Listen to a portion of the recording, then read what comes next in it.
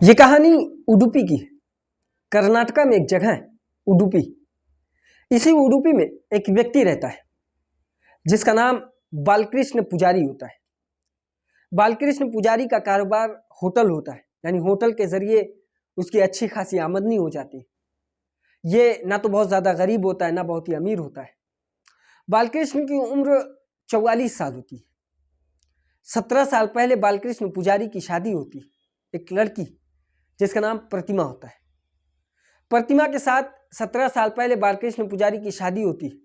कुछ वक्त बीतता है, दोनों के बच्चे होते हैं और इनके अब 2 बच्चे हो जाते हैं।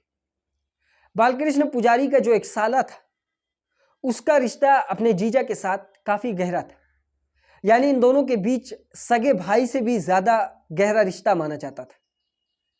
धीरे धीरे वक्त बीतता है। जब बालकृष्ण पुजारी और प्रतिमा के लड़के बड़े होने लगते हैं तो बालकृष्ण पुजारी की पत्नी प्रतिमा बालकृष्ण से कहती कि अब वो कुछ काम करना चाहिए, यानी घर में रहकर अब वो बोर होने लगी। तो बालकृष्ण पुजारी ने उसके लिए एक ब्यूटी पार्लर खोला और उसी ब्यूटी पार्लर को खोलकर वो अपनी पत्नी प्रतिमा के जिम्मे कर दिया। यानी प्रतिमा अब उस ब्यूटी पार्लर में जाती और उसमें काम किया करती थी। इधर जिंदगी की सब कुछ ठीक चल रहा था। तभी अचानक 3 महीने पहले अगस्त में बालकृष्ण पुजारी की तबीयत अचानक खराब होने लगती है। बालकृष्ण पुजारी बेड पकड़ लेता है। घर वाले काफी परेशान होते हैं। उसके बाद आनन फानन में उसे हॉस्पिटल लेकर जाया जाता है। हॉस्पिटल लेकर जाने के बाद डॉक्टर्स जवाब दे देते हैं। अब ये लोग पूरा परिवार बालकृष्ण पुजारी को एक हॉस्पिटल से दूसरे हॉस्पिटल में लेकर भागते हैं और वहां से भी डॉक्टर जब आराम नहीं पहुंचा पाते तो ये दूसरे हॉस्पिटल में जाते हैं। ये बेंगलोर, मैंगलोर, हैदराबाद सब कुछ एक कर चुके थे। उसके बाद आखिर में लगभग 9 हॉस्पिटलों को चक्कर लगाने के बाद हैदराबाद के एक हॉस्पिटल में बालकृष्ण पुजारी का इलाज होता है। कुछ वक्त लगभग महीनों भर बालकृष्ण पुजारी उस हॉस्पिटल में भर्ती रहते हैं और आखिर में उनकी तबीयत में धीरे धीरे सुधार होने लगा था।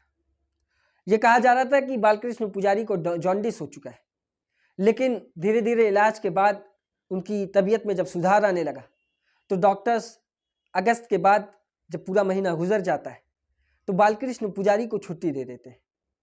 उनका साला जो प्रतिमा का भाई था वो अपने जीजा से काफ़ी प्यार करता था, काफ़ी भाइयों की तरह से उसकी मोहब्बत थी। वो अपने जीजा के लिए पूरा पूरा दिन वो हॉस्पिटल ही में गुजार दिया करता था। वो अपने जीजा को बहुत ही ज़्यादा मानता था। अब उसके बाद जब डॉक्टर्स बालकृष्ण पुजारी को छुट्टी दे देते तो प्रतिमा और बाकी रिश्तेदार बालकृष्ण पुजारी को अपने घर लेकर आते हैं। इसी उडुपी में जहाँ इनका घर था, इस घर में अब आसपास के लोग और तमाम रिश्तेदारों की भीड़ लग जाती है, क्योंकि बालकृष्ण पुजारी की तबीयत काफ़ी ज़्यादा खराब थी। अब उसमें सुधार आ चुका था तो लोग तीमारदारी करने के लिए, लोग मिलने के लिए घर में आना जाना शुरू कर देते हैं। इस बीच काफ़ी करीबी रिश्तेदार जो होते हैं वो बालकृष्ण पुजारी के घर में ही रुक जाते हैं। वो पूरी रात बालकृष्ण पुजारी के घर में रहते हैं। साथ ही जो जीजा का साला था यानी प्रतिमा का भाई, वो भी इसी घर में रुकता है। एक दिन ये गुजर जाता है, लेकिन जब रात होती है और जब मेहमान अभी भी रुके हुए होते हैं तो प्रतिमा सारे रिश्तेदारों से कहती है कि आप लोग अपने घर चले जाइए, अब कोई बात नहीं है, हम लोग देख रेख कर लेंगे। जिसके चलते ज़बरदस्ती रिश्तेदारों को वो अपने घर से भेज देती है और इधर प्रतिमा का जो भाई था वो उसी घर में रुका रहता है।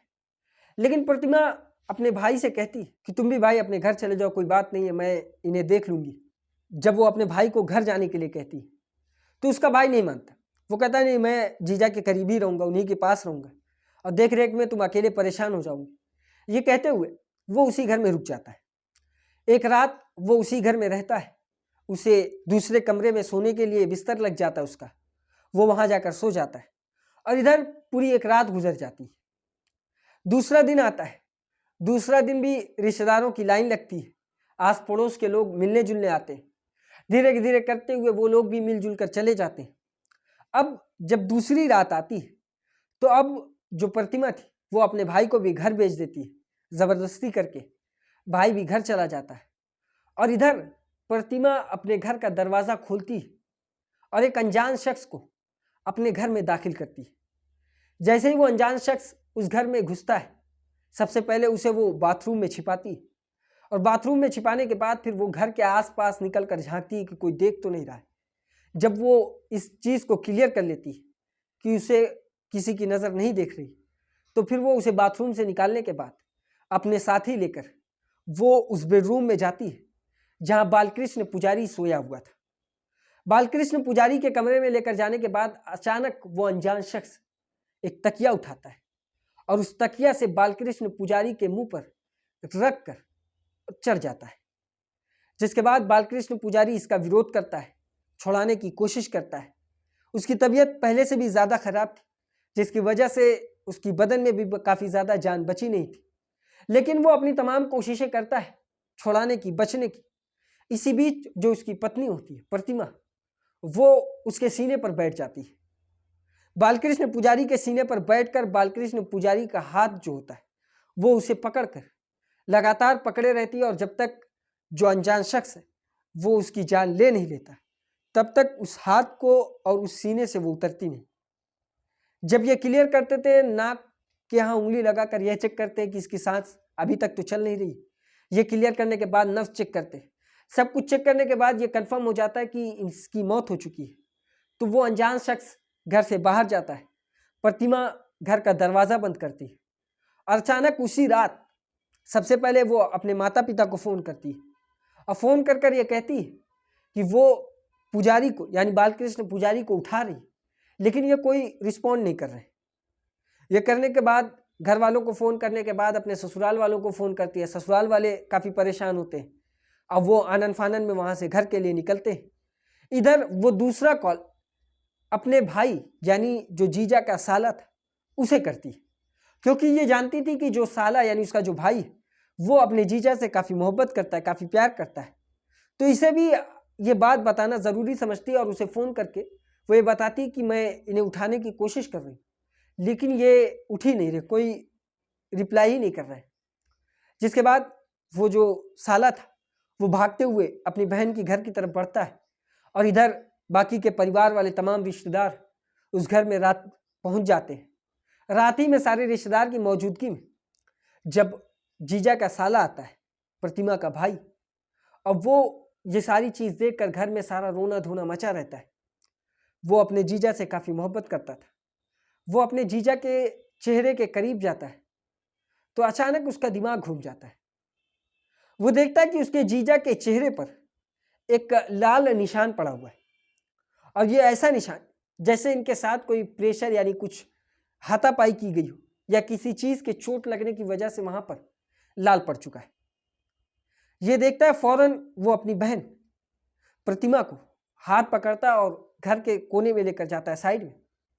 अब वो इससे पूछता है कि सही से बताओ क्या हुआ था, क्या कोई रात में घर में आया था? तो बहन कहती है कि नहीं, ऐसा तो कुछ नहीं। वो कहता है कि जीजा के चेहरे पर एक लाल निशान है जो मैं देखा हूँ, और ये निशान रात में जब हॉस्पिटल से हम लोग इसे लेकर आए थे उस दिन नहीं था। लेकिन बहन कहती है कि नहीं, ऐसा कुछ नहीं है।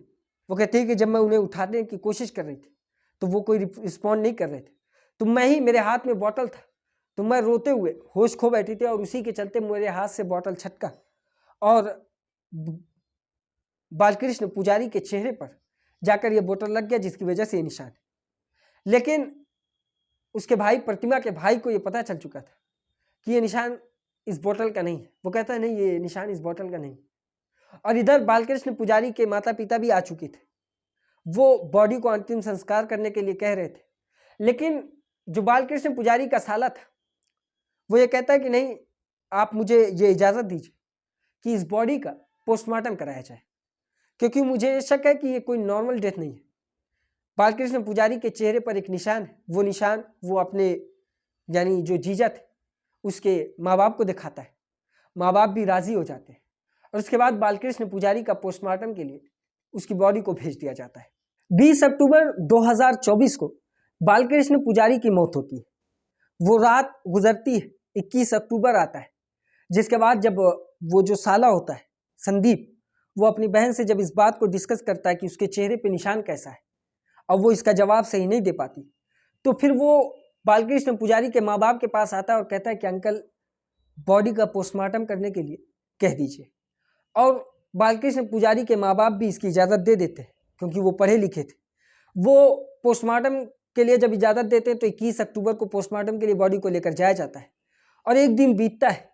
अब 23 अक्टूबर आ चुका था, यानी 23 अक्टूबर को संदीप यानी जो बालकृष्ण पुजारी का साला था वो दोबारा अपनी बहन के घर जाता है और अब बहन को साइड लाकर ये कहता है कि सही से बताओ बहन, घर में कोई आया था क्या? तो बहन पहले इनकार करती है, जिस तरह से पहले उसने इनकार किया था। लेकिन अब संदीप कुछ बोलता है और जैसे ही संदीप ये लफ्ज़ निकालता है अपनी ज़बान से, बहन प्रतिमा चौंक जाती है। संदीप ने कहा कि देखो बहन, सही सही बता दो, क्योंकि हमें और जीजा को, दोनों लोगों को ये बात पता थी कि तुम्हारा अफेयर एक 28 साल के लड़के दिलीप के साथ चल रहा है। दिलीप हेगड़े के साथ तुम्हारा अफेयर है, ये बात हम दोनों को पता थी। ये सुनने के बाद प्रतिमा चौंकती है और इसके बाद जब दोबारा संदीप अपनी बहन से यही सवाल करता है कि सही सही बता दो घर में कोई आया था, तो वो अब इस बार अपने बयान को पलटती और एक नई कहानी बनाती। इस बार वो कहती है कि हाँ, उस रात दिलीप हेगड़े आया था घर में और घर में आने के बाद उसी ने तुम्हारे जीजा को मारा है। प्रतिमा कहती है कि मैंने उसे बहुत रोकने की कोशिश की लेकिन वो उसकी बात सुन ही नहीं रहा था। काफ़ी कोशिश के बावजूद जब वो नहीं माना तो उसने फिर तुम्हारे जीजा का कत्ल कर दिया, यानी गला दबाकर हत्या कर दी। लेकिन इस बात पे संदीप को यकीन नहीं हो रहा था। उसके पीछे की वजह ये थी कि संदीप ये मान ही नहीं सकता था कि इस कत्ल में अकेले दिलीप हेगड़े ही शामिल है। ये ज़रूर है कि इसकी बहन भी इस कत्ल में शामिल है। वो अब अपनी बहन को डराता है कि देखो बॉडी पोस्टमार्टम के लिए भेज दी गई है, पोस्टमार्टम रिपोर्ट आ ही जाएगी और उसके बाद तुम बच नहीं पाओगे। जब इस बात को प्रतिमा सुनती है तो प्रतिमा डर जाती है और उसके बाद अचानक वो अपने भाई से विनती करती है और ये कहती है कि भाई मुझे बचा लो, मैं जो हुआ तो वो सच सच बता दूंगी, लेकिन तुम मुझे इस जाल से बचा लो। अब उसके बाद वो संदीप अपनी बहन को अपने उसमें लेता है, कॉन्फिडेंस में, कि ठीक है हाँ मैं बचा लूँगा तुम, लेकिन सही सही जो हुआ था वो बताओ। क्योंकि प्रतिमा को ये लग रहा था कि कुछ भी है वो उसका सगा भाई है और वो अपनी बहन को ज़रूर बचाएगा। इसके चलते प्रतिमा वो सारी कहानी सुनाना शुरू कर देती है।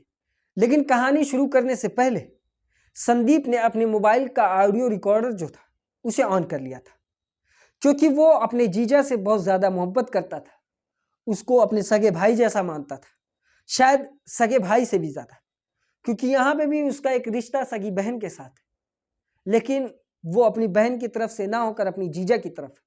और वो इस ऑडियो को रिकॉर्ड करता है और इस ऑडियो में प्रतिमा ये सारी कहानी सुनाना शुरू करती है।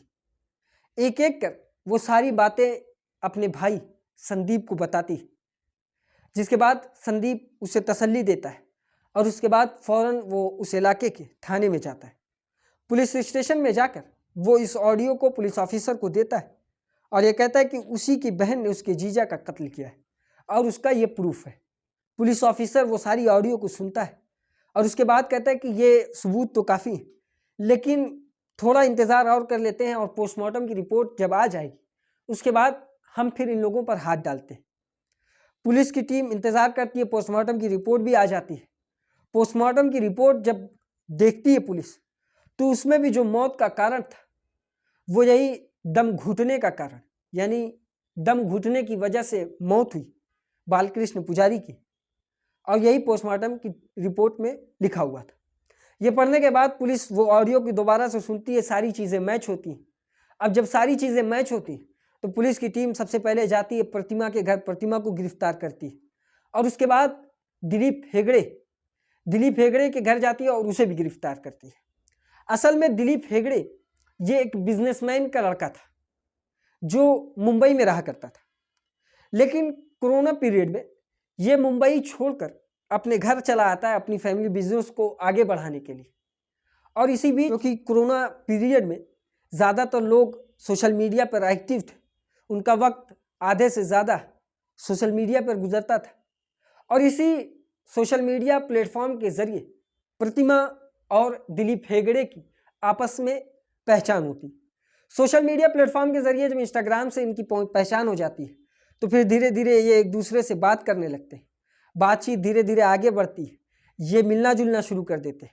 और इसी दौरान एक मरतबा जब ये मिल रहे थे तो बालकृष्ण पुजारी की नज़र इन दोनों पर पड़ती है, जिसके बाद बालकृष्ण पुजारी ने अपनी पत्नी प्रतिमा को काफ़ी समझाया भी था और उसके बाद फिर वो ये समझ रहा था कि शायद अब इन दोनों के बीच आगे कुछ नहीं। लेकिन उसके बावजूद जब फ़ोन पे ज़्यादातर प्रतिमा बिजी रहती तो इस बात को वो अपने साले यानी संदीप से भी बताती है और संदीप को भी तभी इसके मामले में ये जानकारी हुई थी। और उसके बाद जब इन दोनों की मुलाकात होती है फिर एक दिन प्रतिमा दिलीप हेगड़े से ये कहती है कि अब हम दोनों को शादी कर लेना चाहिए। दिलीप हेगड़े भी मान जाता है क्योंकि वो भी उससे प्यार करता था। अब इन दोनों की शादी की जब बात आती तो शादी बालकृष्ण पुजारी के रहते हुए ये दोनों कर नहीं सकते थे, इसीलिए अब ये प्लान बनाते हैं कि बालकृष्ण पुजारी को रास्ते से हटाना होगा। रास्ते से हटाने के लिए सबसे पहले इन लोगों ने ये प्लान किया कि आखिर किस तरीके से इसे मारा जाए कि हम लोगों पर शक ना है। तो इसी प्लान में ये गूगल से और अलग अलग प्लेटफॉर्म से ये चेक करते कि किस तरीके से कत्ल किया जाए कि पता ना चले, अलग अलग कीवर्ड के जरिए। उसी बीच इन्हें पता चलता है कि एक पॉइजन होता है, स्लो पॉइजन, जिसके ज़रिए किसी का कत्ल किया जाए तो कत्ल की वजह सामने नहीं आती। पोस्टमार्टम के अलावा पोस्टमार्टम होगी तो सामने आ जाती वजह। अब उसके बाद ये उस पॉइजन के बारे में पढ़ते हैं, उस पॉइजन के बारे में पता करते हैं तो पता ये चलता है जो मेडिकल स्टूडेंट होते हैं उन्हें ही सिर्फ ये जो केमिकल है, ये जहर, ये मिल सकता है रिसर्च के ज़रिए, रिसर्च के लिए। तो वो इसी प्लान के तहत जून में यानी जून जुलाई अगस्त में बालकृष्ण पुजारी की तबीयत खराब होना शुरू हुई थी, लेकिन इसने इस केमिकल का एक लैब में जाकर ये जून में इस केमिकल का ऑर्डर देता है, एक फर्जी मेडिकल कार्ड अपना बनवाता है, लेकिन उसमें जो एड्रेस होता है वो सही डालता है और अपने एड्रेस पर डिलीवरी करने के लिए इस केमिकल को बोल देता है। तो जून में जब इसका ऑर्डर दिया जाता है, जुलाई में ये ऑर्डर दिलीप हेगड़े के घर पहुंच जाता है और उसके बाद वो ये केमिकल को अगस्त में अपनी उस आशिक को यानी प्रतिमा को देता है। प्रतिमा धीरे धीरे इसे राइस में यानी चावल में मिलाती है और रोज़ उस राइस को अपने पति बालकृष्ण पुजारी को देती रहती है। धीरे धीरे जब अगस्त बीतता है, आखिरी समय अगस्त का चल रहा है, तो बालकृष्ण पुजारी की तबीयत खराब होना शुरू हो जाती है और बालकृष्ण पुजारी बिस्तर पर पड़ जाते हैं, जिसके बाद इन्हें हॉस्पिटल लेकर जाया जाता है। कई हॉस्पिटल के चक्कर काटने के बाद लगभग 9 हॉस्पिटल, फिर बालकृष्ण पुजारी की तबीयत सही हो जाती है। तो अब प्रतिमा और दिलीप हेगड़े ये चौंक जाते हैं कि आखिर ये कैसे हो गया। जिसके बाद अब ये लोग प्लान करते हैं, प्रतिमा प्लान करती है कि ऐसा करते हैं कि अब इसे रास्ते से हटाना पड़ेगा क्योंकि अब और इंतज़ार नहीं किया जा सकता और अभी अभी ये बीमार होकर हॉस्पिटल से घर आया है और इसी बीच अगर इसकी मौत हो जाती है तो किसी को पता भी नहीं चलेगा। उसी के चलते इन्होंने एक रात इंतज़ार किया और दूसरी रात जब प्रतिमा हेगड़े दरवाज़ा खोलती है और अपने मेहमानों को सबको बाहर कर देती है, फिर रात में दिलीप हेगड़े को अपने घर बुलाती है और घर बुलाने के बाद वो उस रूम में लेकर जाती है और उसके बाद तकिए से बालकृष्ण पुजारी के चेहरे को ढकते हैं और उसके ऊपर चढ़ जाते हैं, जिसकी वजह से बालकृष्ण पुजारी की दम घुटने की वजह से मौत हो जाती है। और इधर साले को जब उस पर शक होता है तो वो अपने जीजा के माँ बाप को राज़ी करता है पोस्टमार्टम करने के लिए और उसी के चलते पोस्टमार्टम की रिपोर्ट और ये ऑडियो सामने आती और फिर एक दोनों कातिल पकड़े जाते हैं। इस कहानी में अफसोसनाक भी चीज़ है, लेकिन एक इंसान का अपने जीजा के साथ रिश्ता भी सामने आता है और वहीं दूसरी तरफ एक पत्नी का अपने पति के साथ दरिंदगी का मामला भी सामने आता है। जीजा और साले का रिश्ता ऐसा कि शायद सगे रिश्तों से बढ़कर, और एक सगा रिश्ता पति और पत्नी वो ऐसा कि शायद दरिंदा भी इस तरीके का मामला अपने किसी खास के साथ नहीं अपनाता। ये थी आज की कहानी। इसी तरह की और कहानी सुनने के लिए हमारी इस वीडियो को लाइक करें, हमारे चैनल को सब्सक्राइब करें और बेल आइकन को ज़रूर दबाएं।